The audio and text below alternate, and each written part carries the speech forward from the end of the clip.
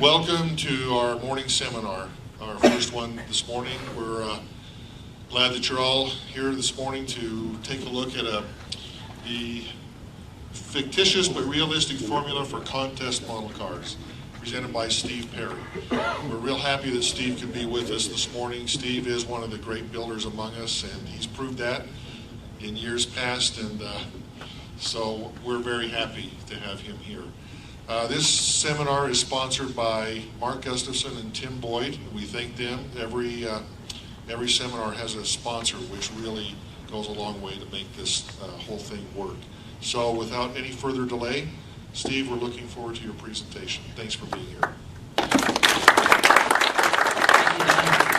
Thanks, Don.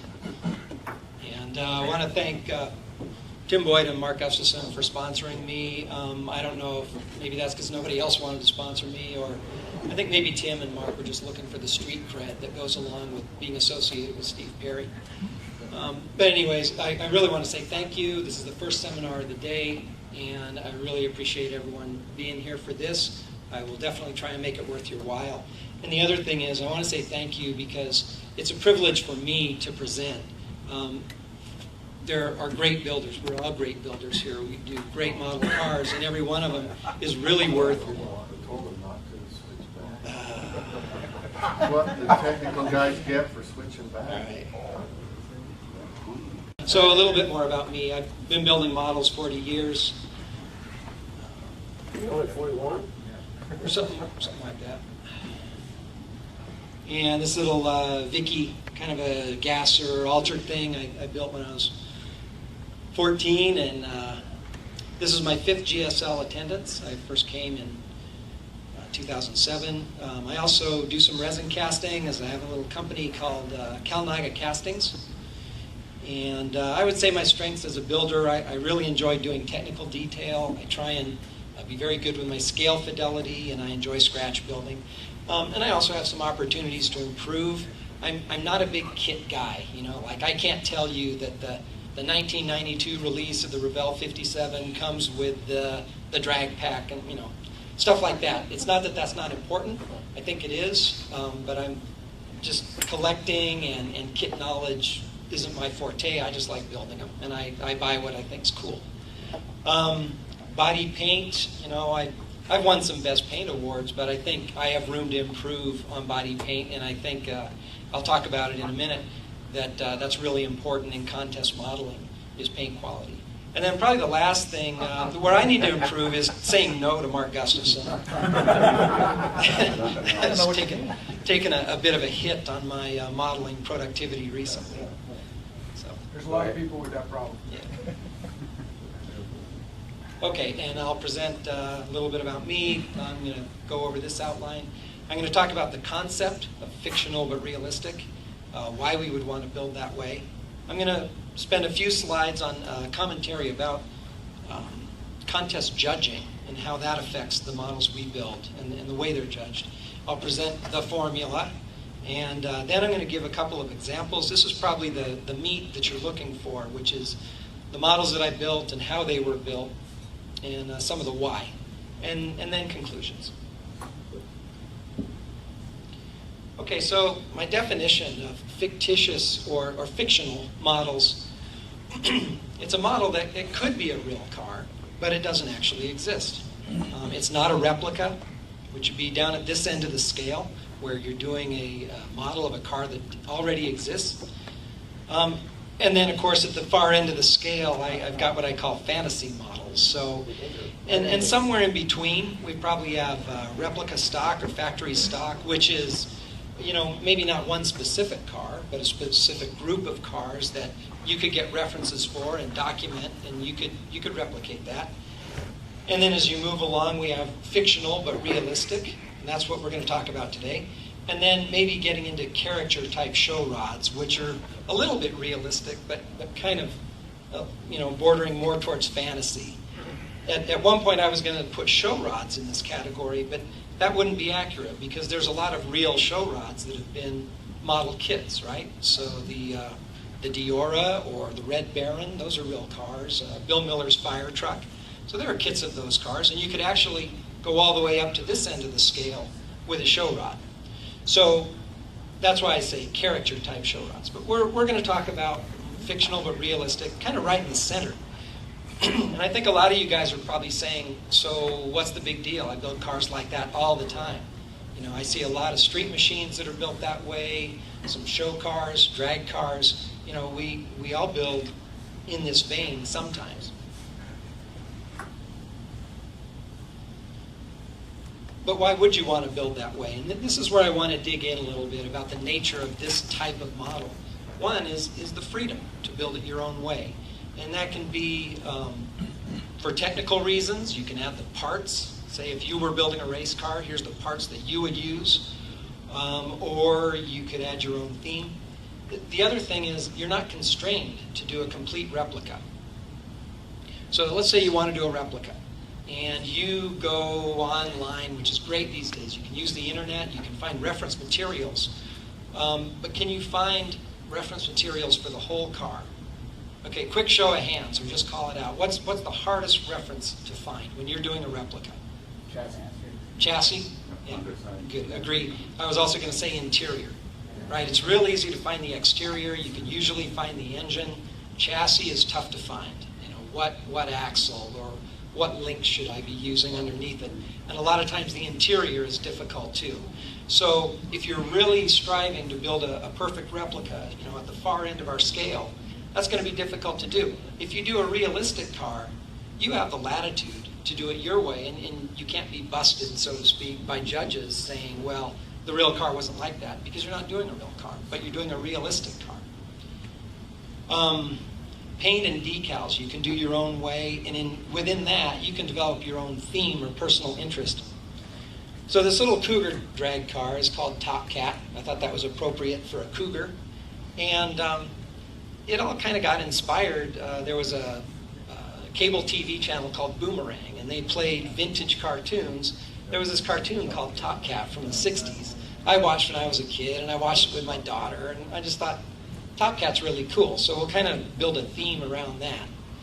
And along with it, I was able to do this mural on the deck lid, and that's my fictitious crew. And the different Top Cat, his gang of characters, are laid out by friends and family. So the point here is that you can build a realistic car, but you can also put your own personality, your own desires into the theme of the car.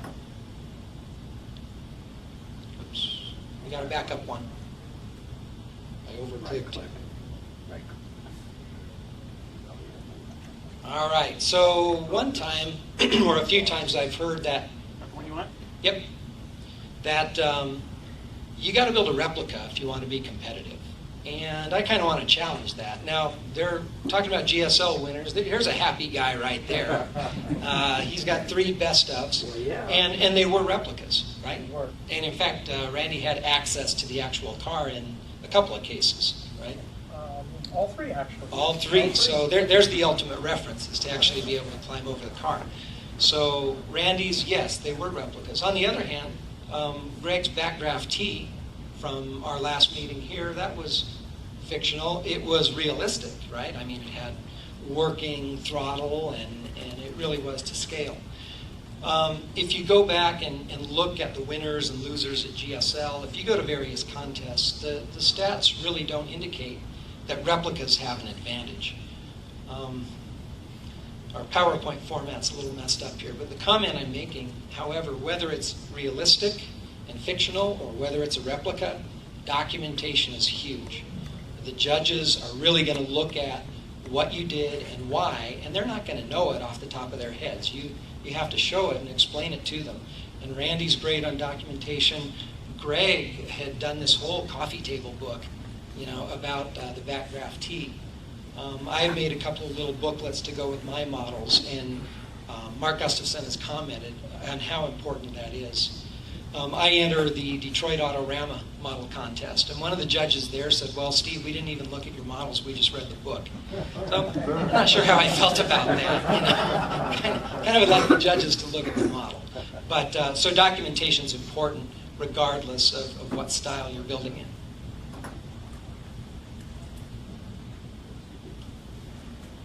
Okay, but when it comes to competitiveness, it is dependent on the rules and the judging criteria. And I've done kind of my own survey of different contest rules, including those for GSL, including those for the Autorama, various contests, even IPMS guys. A lot of times, contest rules focus on the subject matter and classification. For example, street rod, street machine, custom straight line. They're rules, but they're really categories that you're going to enter on. And yes, we have some special classes about small scale or box stock or junior, and these are more related to the way the model was built. And I think that's important because for competitive reasons, regarding scale, that makes a huge difference. Or who built it, let's be fair to the junior modelers. So in some of these cases, the typical rules we see do support competitiveness. A lot of times when there is judging criteria, it's defined via negative examples. So here at GSL, if you read through the rules, there's a whole litany of questions, like, does it have glue showing, or are the wheels straight? So it's more in terms of a question, or sometimes they're negatives. Mark Gustafson is huge on this one. No ejector pin marks, no manufacturer's logo. Okay, so no orange peel on the paint. So that tells us what we're not supposed to do, but I don't think that we have objective criteria of what should a model look like, and is it documented, and is it used in a standard format. So I think that's an area within our hobby that we can improve. Roughly, I've thought a lot about this, and so it's not as difficult as you might think. These criteria, there's build quality, okay? And a lot of us understand that, right? We know the wheels are supposed to be straight. We know glue shouldn't be showing. The engine should be in the chassis straight. All four wheels should touch. That's along the lines of build quality, or the absence of mistakes. And I think we all have a pretty good sense of that, but we don't always enforce it consistently. Regarding detail, I think that it would help us to talk about what is detail, what does it mean? To me, it's an understanding of completeness. Okay, talk about a spectrum. At one end of the spectrum, there's a lack of completeness, and that's mentioned in GSL rules, where maybe the car doesn't have brakes, or it doesn't have steering gear. So that's a lack of completeness. But as you move down the spectrum, now your model's complete, it's got all the parts that should be there. Who's to say what should be there? I call it depth of detail. Now you go the next step. Does the engine have ignition wires? Yes, that's a level of detail. Does it have fuel lines? Maybe that's even more detail, deeper depth. If it's a factory stock car, does it have emissions equipment? Does it have air conditioning? So now you're getting into even deeper detail. So there's this spectrum of from a lack of completeness, where you go to this model's complete, to very deep depth of detail. And I think if we think about it that way, it's going to make it easier to judge one model versus another. Also, along with that depth of detail is consistency. So the engine may be very detailed and have super depth of detail, but when you turn it over, you see a promo chassis spray painted in various shades of flat black, and that's all you get. What about the emergency brake lines? What about the fuel lines? So along with depth of detail is consistency of detail throughout the car. Paint quality. Paint quality is super important. The IPMS guys, that's one of the few things they have to do, right? They don't really hot rod tanks or fighter planes. So paint is really important in IPMS modeling, and I think it's actually overemphasized in model cars. I mean, John, you're a good painter, and wouldn't you agree that if you want to get trophies, you got to have a great paint job. Otherwise, a model's just going to get passed over.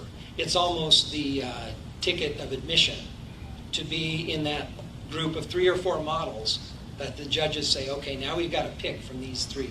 If you don't have good paint, you're going to get passed over. And I still think that we have room to improve, and that it's often focused on body gloss. But what about the difficulty of the paint job?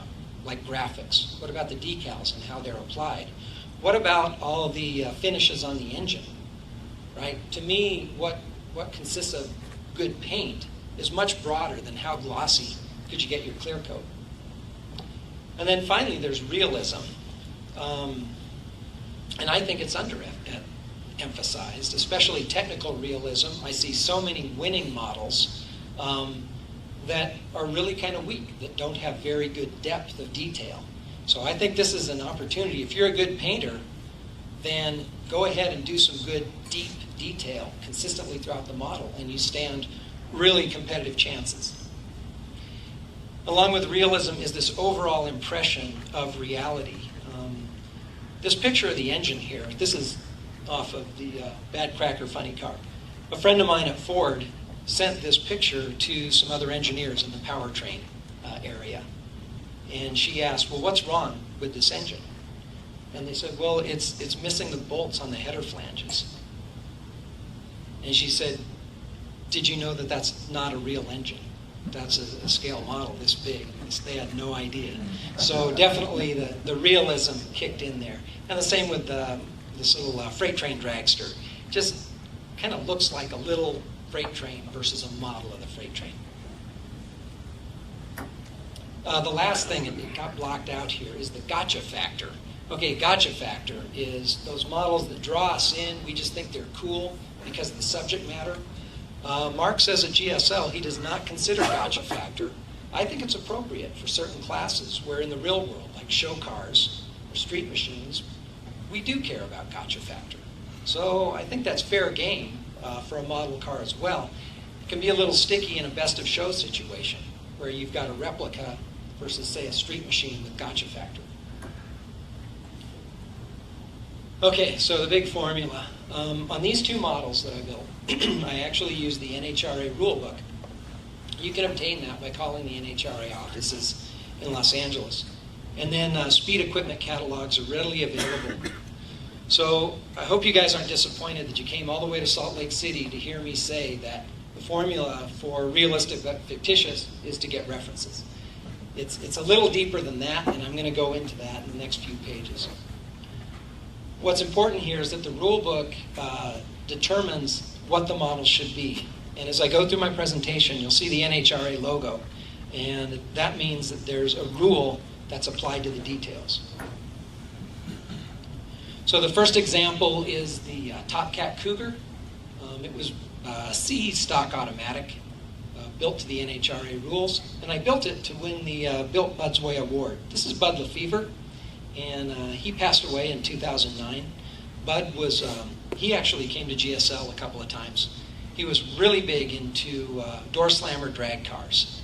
And he actually drove this Malibu in IHRA pure stock. And the local club, the Detroit Area Auto Modelers, created an award that was based on Bud's style. And I'm not going to read it all off. But it had to be a sportsman drag car. No funny cars or rails. It had to have good detail. It had to have contest quality paint, but it didn't have to have best in show paint.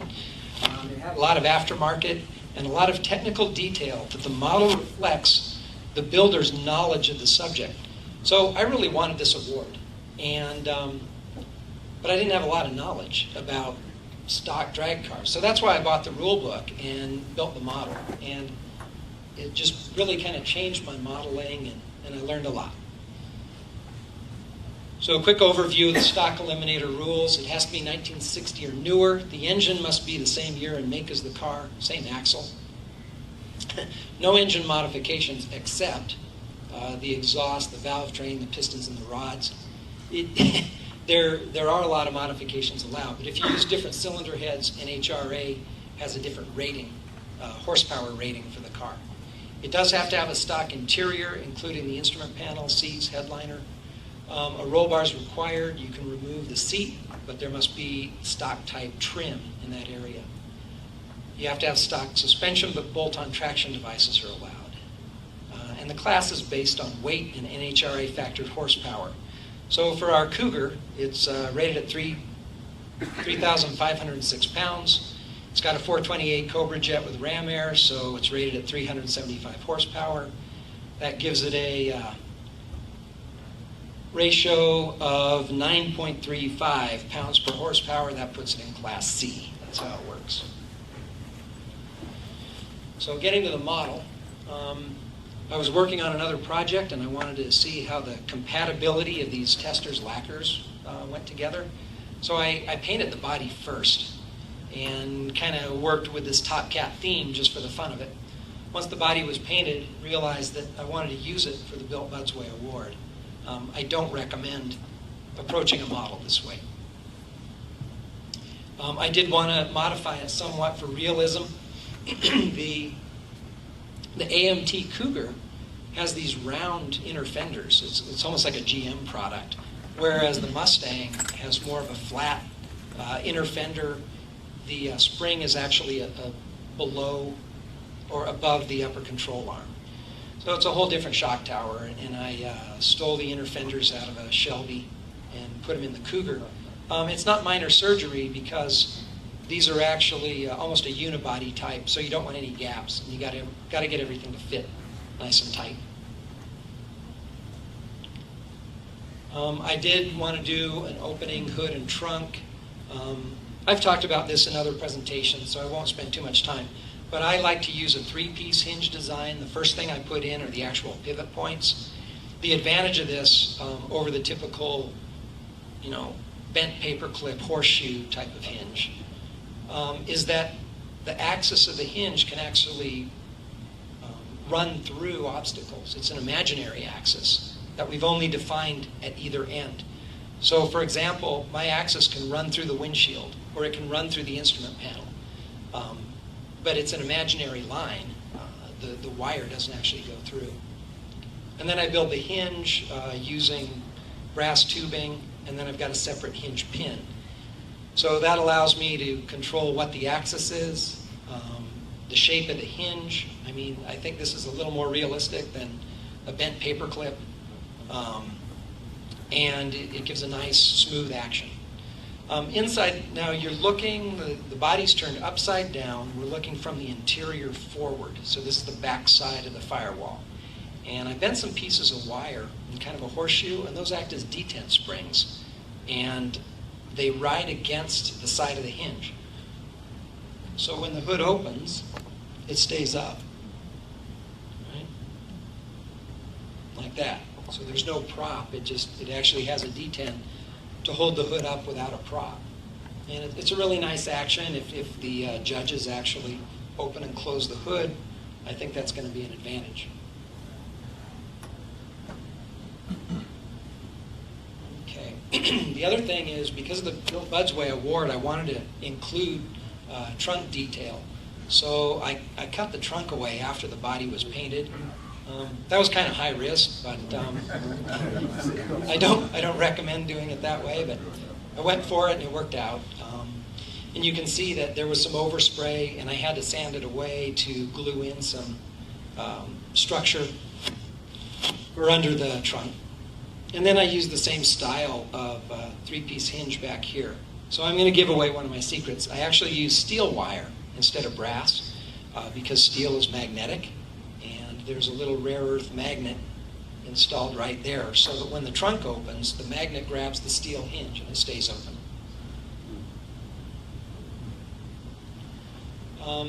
I like working features. Not all judges appreciate them, but some do, and I think they're a competitive advantage. Also, I think it's fun to pose the wheels. So I made some brass steering knuckles and modified the tie rod so that we can have posable steering. There's the NHRA logo. Aftermarket brake rotors and calipers are permitted. So I've got some Detail Master rotors in there. And they look pretty sharp. And then I wound a spring out of real thin solder so that it would hold its shape. Give it some more detail. The engine came from Swap Meet Parts Box. It's actually I believe it's the Revell 406 FE engine from the Mysterion, because it's molded in yellow and because it's got all this detail. One of the reasons I liked it is that it had a separate water pump from the front cover. But it cleaned up nicely. Here it is finished. Unfortunately, all that cool, the valve train detail and the pistons, you're not going to see when it's all put together. And then it's got some valve covers. The carb, the distributor came from Kalnaga Castings. So NHRA says it has to be the same make and year as the car used. Equipment other than factory is prohibited. The block, cylinder heads, oil pan must be unaltered, and the carb must be correct for the year, make, and model. And actually, these carbs had choke horns on them, and they had vacuum secondaries. So this one's a little bit modified. There has to be an alternator or a generator, but it can be relocated, so it's down low. Electric water pumps are permitted, so that's just made out of a piece of aluminum tube. Another thing about this engine is I saw a picture of a John Lingenfelter stock, and it had the T-bolts on the valve covers. And I kind of pictured, guys between rounds wanting to pull the valve covers off quickly and adjust their valve lash. So I thought that was a good representation of the stock class. So these T-bolts on the valve covers were made from 20 thousandths brass rod, just soldered together. A little more under hood detail. Stock hood hinges and latches must be retained. So I created that. The stock grille must be retained, and one functional headlight's required. So the Cougar had hideaway headlights, but I knew that it had to have a functional light. So there's just one on the left side, and you'll see a little bit of wiring going to it. Some other interesting rules. Okay, so you get your head around this. 2 batteries are allowed. 1 battery must be in the stock location. And both batteries must be the same size and type. So you can't put a little motorcycle battery up in the engine compartment and a big trunk battery or a big truck battery in the trunk.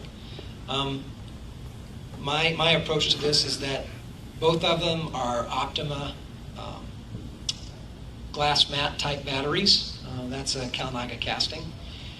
But in the trunk, you'll see a battery box. So the idea is there's an Optima battery in a box in the trunk. But they're both the same size and type. The interior has to have factory type upholstery, including floor mats or carpet, door panels, headliner. You can remove the rear seat. You do have to have the stock dashboard, including the instruments. A roll bar is required, 6-point mounting's permitted. I chose the dark red because that was an optional color on the Cougar in 1969, and I wanted a color other than black to give it more of an OEM kind of a feeling. And I was really happy with that choice. I thought it looked good with the exterior paint scheme also. Okay, lots of rules here. We have to have a battery cutoff. You can find generic battery cutoffs in a JEGS or a Summit catalog. The fuel tank can be removed and replaced with a fuel cell, but you have to fill in the hole in the floor. You can add weight boxes. The roll cage supports have to be mounted to a 6x6 plate welded to the body. So that's actually inside the trunk if you look. And the roll bar supports come through the rear bulkhead. You have to have one functional tail lamp. So I included wiring. These little black features there represent the light bulb sockets on the back of the tail lights. The rear suspension, I used an AMT NASCAR Ford 9-inch with aftermarket wheelie bars. These traction devices are called Caltrax, and they actually pivot at the front. Those are allowed.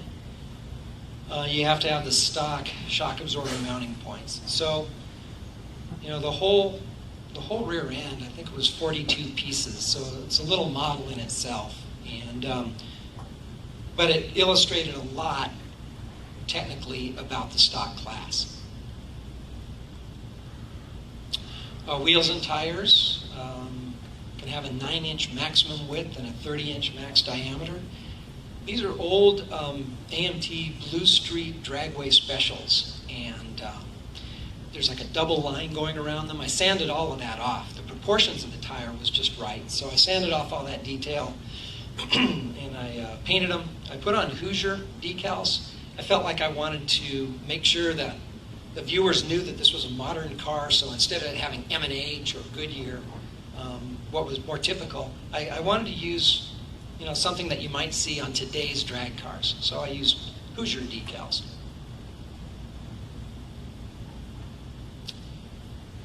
Interesting rule here. The front and rear subframes may be tied together with round tubing in a straight line between the subframes. The floor must be welded where the tubes intersected. So I included these pieces to show that this racer did indeed take advantage of that rule and put in subframe connectors. Cars with open drive shafts must have a 360-degree protective retainer or a drive shaft loop within 6 inches of the front universal joint. And there it is. This picture kind of makes me laugh. I haven't pulled an all-nighter in about 30 years, right, since I was in school. And but I wanted to win that Built Buds Way award. So I was working on this model basically all night before the contest. And I remember at 2 a.m. looking at the model and saying, I don't even have a drive shaft. So, like I said, it was an all-nighter, and it did wind up with a drive shaft. Okay, so the results. I invested 268 hours in 2010. I did capture a fun theme. I was glad to build it that way. I learned a lot about NHRA super stock and the stock class. The model really exceeded my expectations. It won People's Choice at the NNL Nationals. It won the Motor City NNL People's Choice. It was featured in Scale Auto. And good contest results, best in show at the Detroit Autorama and the Motor City Madness. Best in class at GSL 23. And most importantly, yes, it did win the Built Buds Way award. So, very happy with that. Okay, is the pace okay, you guys? Am I going too fast, too slow? I mean, okay, I don't want to overdo it. All right, so the next example is the Bad Cracker. It is a contemporary nostalgia funny car, all right? It's not an old funny car, right? It's not a Charger from the 1973 season. It's also not an alcohol funny car. I've heard people comment that, oh, that's an alcohol funny car. It's not. The objective of this was to really define what the contemporary nostalgia funny car class is made of and what they look like. And here's a few examples of the class. This is Twig Ziegler's Pizza Haven. He's kind of resurrected his paint scheme. This is a tribute to Jungle Jim. Here's the car's called the Peddler, and it's owned by the guy who owns GT Bicycles. Get it? Peddler? So, anyways, and he does very well. This is a very competitive car. This is an interesting car right here. At one point, it was driven by Mindy Fry. It's called Future Flash, and it's a 73 Charger. So the body must be 1980 or older. They may run nitromethane, and they do. But they are limited to a single fuel pump and a single magneto. They do have four-wheel brakes. The safety equipment generally follows the pro funny car rules. Here's Joe Paisano's nostalgia funny car.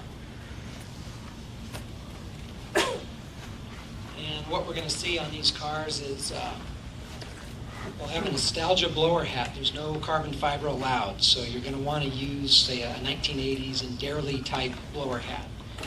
Modern aluminum block fuel Hemi with the single distributor and fuel pump. 1980 or earlier tribute paint jobs are very common, like here's the Warhorse. Dual parachutes with all the standard safety equipment. They have to be wrapped in fireproof material. They'll have modern chromoly chassis with safety equipment. You'll see quarter windows on these cars. That's one of the aerodynamic aids. You'll see the front spoilers. You'll see side skirts.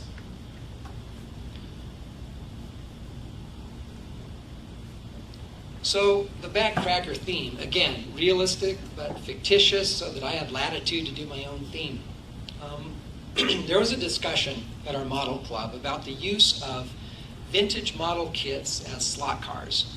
And some people took exception that these rare kits were being built into slot cars, and then the slot cars were being crashed. And the discussion came up that as long as they're being bought, it's good for the market, right? And these guys, they can do what they want with them.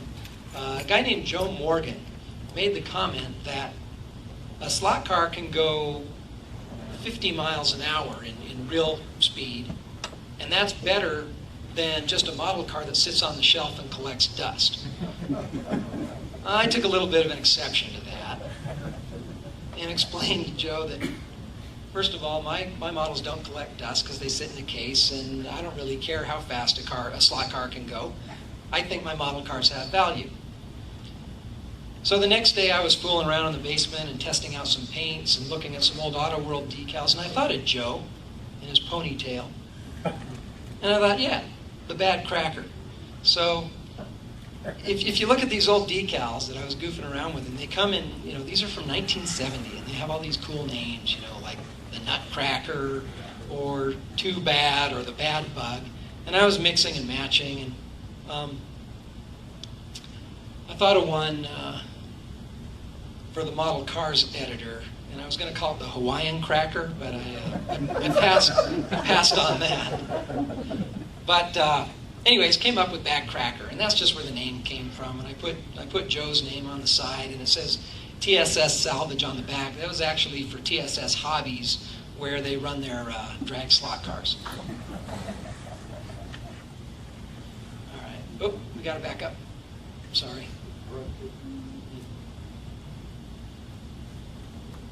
That worked. Okay, so the kit's used. Is that going to go away? Whatever. All right, the kits used were the Gene Snow Charger funny car, Revell McDonald's funny car. This is much later. I think it's issued in 1990. And then a Shelley Anderson Top Fuel car. The body, I just had it around and painted it up as the Bad Cracker. But I did use the chassis out of the modern car.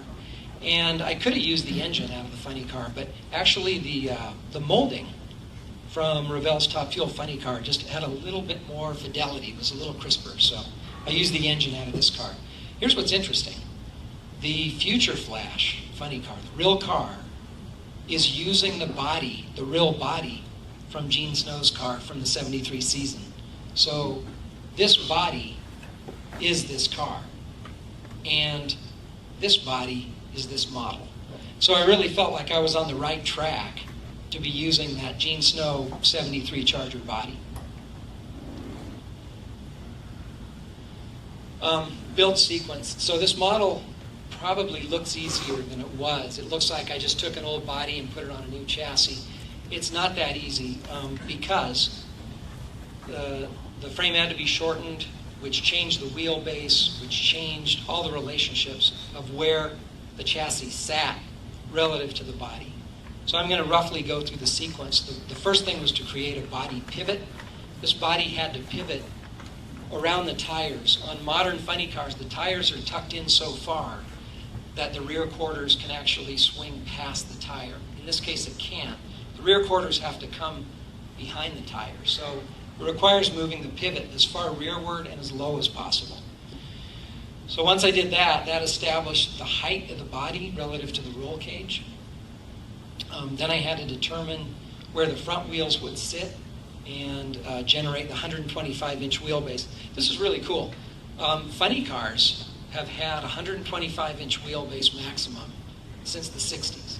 That's a common rule. It's always been that way. So the good news for us modelers is that old bodies and new chassis should go together because they're both 125-inch wheelbase. Some cars are built shorter, and in fact, many cars, one side of the car has a shorter wheelbase than the other. And I guess they want one wheel sticking out to trip the timing lights. But that's very common, that one side might be 125, the other side is 123. And in fact, Bad Cracker has a staggered wheelbase like that. I had to create a front body mount to get the car as low as possible, and I chose 2 scale inches as the clearance between the top of the front tires and the inside of the body. So after all the main architecture was set up, I did other scratch building, resin fuel cell, there's some brass parts in there for the suspension and steering, made the headers, got everything in shape. When I look at this picture, this mock-up, I kind of cringe because there's my mistake again. I painted a body before I did the rest of the car, and I don't do as I do as I say, which is do all your scratch building and then paint the body. It was just, had to do with fooling around and playing with paints and then deciding that I wanted to use the body after it was painted. And so it's challenging because you're always worried about getting glue on the finish, or am I going to turn it over and set it on top of an X-Acto blade or something like that. So build first, paint last. Here's some of the scratch-built parts. I actually used 0.031 inch or 31 thousandths diameter tubing, which scales out to about 3/4 of an inch. And in hindsight, that's probably too small. Modern cars actually use about 1 inch diameter, which for standard sizes from K&S would be 0.047. So, maybe I went a little bit too small there. I did build the struts out of brass, so they'd be nice and strong. Now, some people have asked me if the steering actually works. It looks like it does because I made some Heim joints and used some hardware, from scale hardware to tie it all together. It doesn't, it just looks like it does. One of the reasons is for strength. This upper member of the strut goes all the way through and it becomes the spindle. So even though it looks like I've got a working spindle there, it doesn't. That piece goes all the way through. I made these headers out of brass because they're so prominent when you look at the model. They're kind of right in your face when the body's up. I wanted a very realistic header. I did an article about these in Model Cars magazine where I explained how I made them. I went back and reread it. It's kind of boring, so I apologize for that. But it was fun making the parts. Engine detail. So NHRA says 1 fuel pump is allowed with total fuel delivery of 21 gallons per minute at 4,000 RPM. You can use 24 injector nozzles, which can be wide, meaning as in letter Y. So you have one fuel line coming in, and then the injector splits off. So even though it's 24 injectors, you'll see a total of 16 fuel lines. 1 magneto, it's actually specified, it's made by MSD, it's 44 amps. The supercharger must be a Roots type with a maximum of 18.25 inch length. And the blower hat has to be nostalgic in appearance.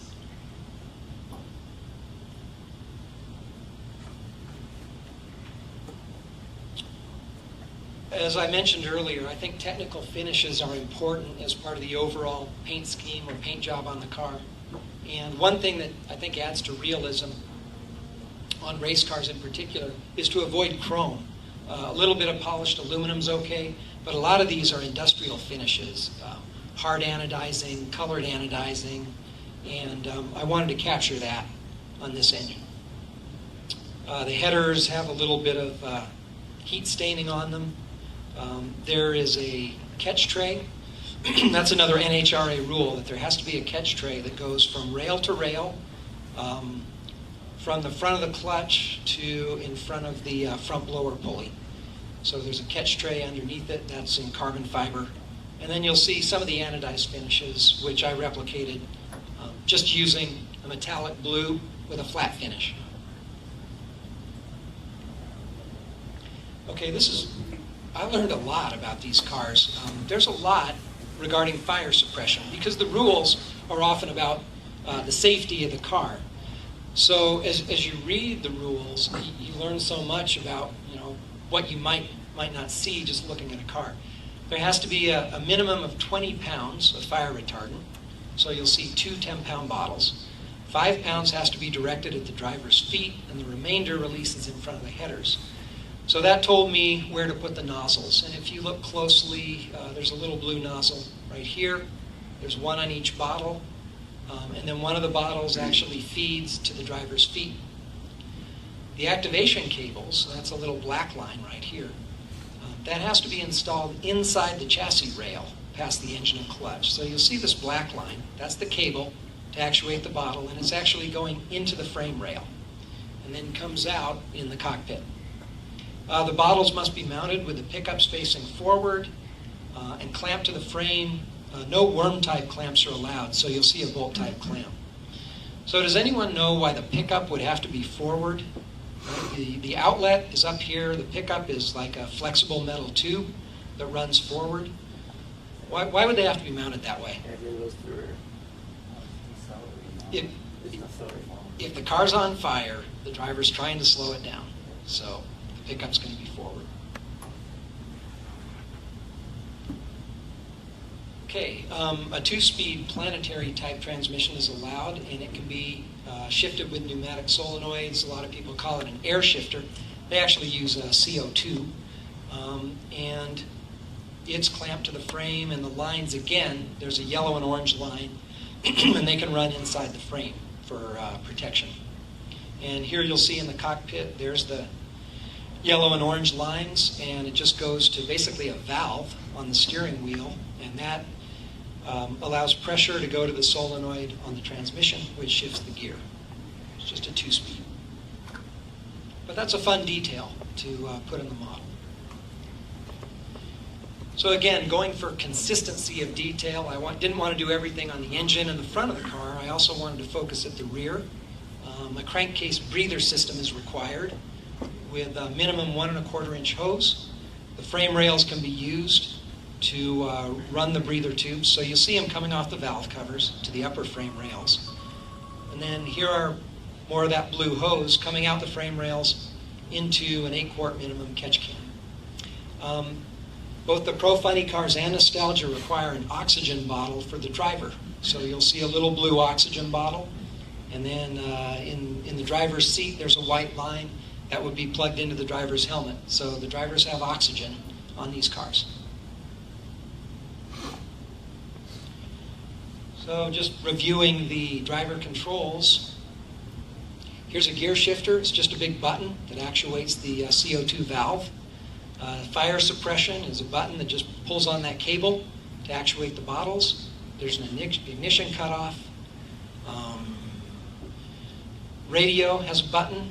Reverse is just a big lever. And there's also a fuel cutoff. Question. Sure. Is the oxygen integrated with the fire suppression system? No, separate system. Is there, how do they activate that? There's a valve on the bottom. They just let it run. Oh, It's okay. really So he just runs low it- pressure. He just runs it for the whole run? Mm-hmm. Okay.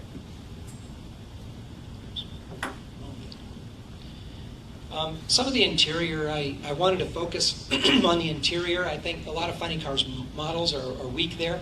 And again, going for consistency of depth of detail. 2 parachutes are required. The shroud lines have to be wrapped. But regarding the chutes, they're deployed manually by 2 handles or by pneumatic cylinders that pull the handles automatically as the car crosses the finish line. So because of Doug Kalita's crash, I think that was 2009, Doug Kalita was unconscious, the car maintained its speed, and it crashed, and Doug died. One of the new technologies for safety was called the electromotive system. Electromotion. And there's a radio transponder at the finish line. The transponder tells a receiver in the car to actuate the pneumatic cylinders. The pneumatic cylinders pull on these levers automatically. So if the driver doesn't hit the parachutes, the system will automatically be deployed as it crosses the finish line. So I tried to represent that here. There's a lot of detail in that system, but I just represented the 2 pneumatic cylinders and the air lines that would go to those, along with the actual mechanical cables going to the chutes. Another thing I wanted to replicate was the bead rolling. This is all scratch-built sheet metal. because I had to adapt the Charger body to the modern chassis. Okay, aerodynamics. Quarter windows are allowed. So this is to keep the air flowing around, and they're very specific rules. They can extend no further than 2 inches rearward from where the A-pillars meet the roof. So you'll see a little quarter window on these cars. Ground clearance is 2 inches minimum from the rear wheels forward. It's actually 3 inches at the front of the car, but under most of the car it's 2 inches minimum. Rear spoilers are allowed, and they can be no higher than the roof. They can have spill plates, but they can't extend further forward than the back of the window. So that's where I'm going with this whole fictitious but realistic, and using the rule book. The rules will tell you so much about what the model should look like. I mean, you could use a rear spoiler out of a kit, but if it's for, say, the McDonald's funny car, it won't be right for this car. If you know the rules, you can make your parts realistic. Wheel arch dams. Those weren't in use in 1973, but they are in the millennium. So I included those also in the model. I was really after anything I could to make this car look modern. I really wanted to get the point home that this is a modern nostalgia funny car, not just an old 73 Charger funny car.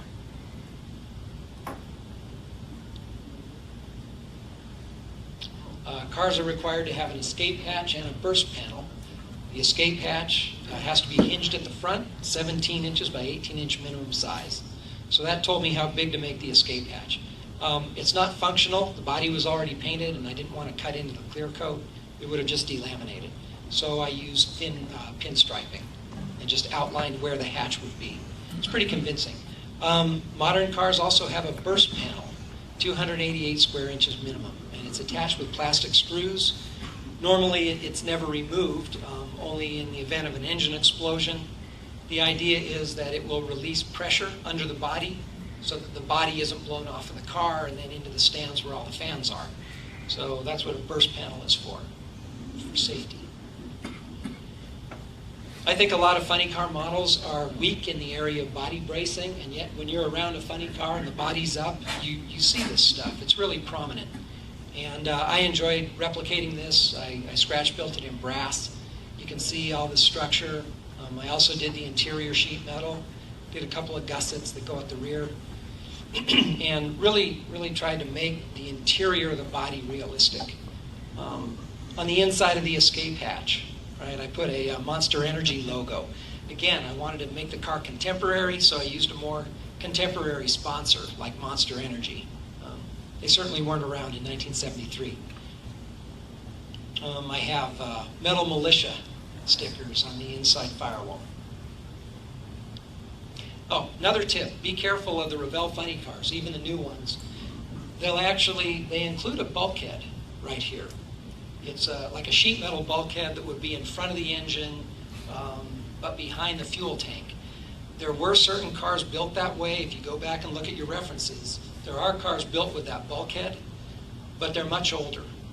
By the 70s and later, they did not have that bulkhead. They had tube bracing like this. So if you're going to use one of those Revell bodies, and you want to make it realistic, find a way to not use that bulkhead.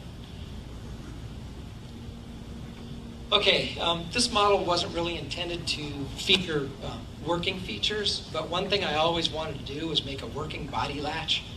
So within this brass structure, there's actually a little latch and a spring. You can pull on the T-handle on the front, and it'll unlatch the body from the frame. The other thing that was really important about doing that is that I had a very secure mounting point. Right? Yeah, it's okay. I had a secure mounting point between where the struts of the inner bracing came down to the chassis and that latch. So I always had a nice repeating spot. I could do the fit of the wheels and tires, the engine. I always knew that the chassis was going to be the same place in the body. So this model had some interesting results. I invested 403 hours. It was more difficult than expected. I certainly didn't do myself any favors by painting the body first. Another thing about this body, it was distorted. It was twisted, the front and rear So it was impossible to get the car to sit square in all four corners, and I kind of had to split the difference. Another problem is where the sides of the body roll under. It's called the tuck-in in the design studio. The tuck-in was different on both sides of the body, and yet I used that as a datum. So the chassis really doesn't sit in the center of the car. And at first I didn't have I had a rear window in the car, and you could see that the rear roll bar hoops were coming down. You could see them through the window, and they didn't line up with the stripes on the body. It looked really bad. So a lot of these cars just had a filler panel in the back window, and that's what I did. So you can't see that the chassis doesn't line up with the stripes on the body. And one wheel is a little closer to the frame on one side than the other. Again, I wanted the tires to be in the center of the body because that would be really obvious. But I kind of split the difference and moved the chassis over on the rear axle. But so I'm sharing my dirty laundry with you. Nobody's busted me for that in the past. But if you want, you can check it out on these. I like how the interior tin and the bracing came out. I thought it was a good illustration of the NFC class. It did end up with a high level of detail, again, by following these rules. And I think that level of detail sort of compensated for some of the paint issues. I did hand pinstriping on it. It's a little bit rough in places. It's won some People's Choice Best in Show at the NNL Nationals. I think either I had a bunch of friends there that voted for it, or the competition was a little soft. I've seen some great models, including Randy's work and Jim Drew's work, that have won at the NNL Nationals. I don't think this model's on par with that, but I was thrilled to get that award, and it did pretty well at the Detroit Autorama. So the conclusions here. One, I want to thank you for your attention. Again, it's a pleasure for me to talk about my models. Your models are worth talking about too, so I really appreciate this opportunity. My intention is to help improve the state of the art. I don't mean to be critical of the way models are judged, but my comments about judging were to help the state of the art.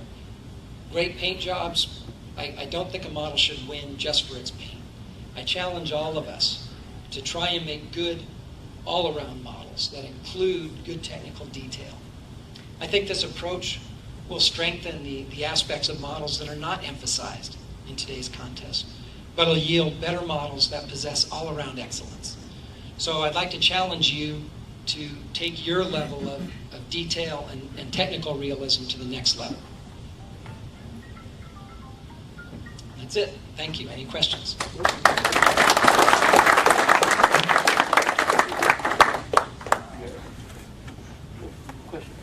Yeah. You used brass tube and rod on some of the body bracing there. Is there a reason for that? Do you need the strength, or do you prefer brass, working with brass over plastic? Right. So the question is, why did I use brass as opposed to plastic?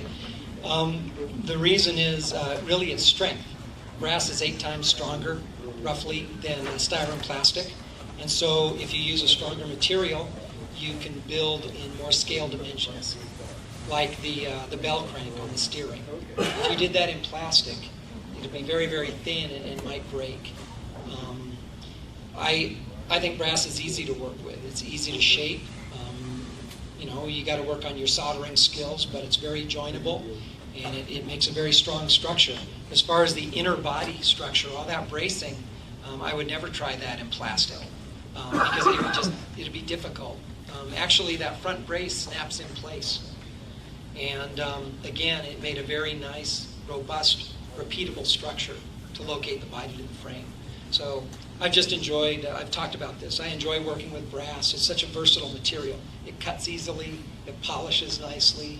You can put real chrome on it. You can put a primer on it and then paint it. So brass is just a great material for doing scale models. Anyone else? Okay, well, thank you. Again, I really appreciate your attention to my models, and I'd like to challenge you to step up your level of technical detail. Thank you.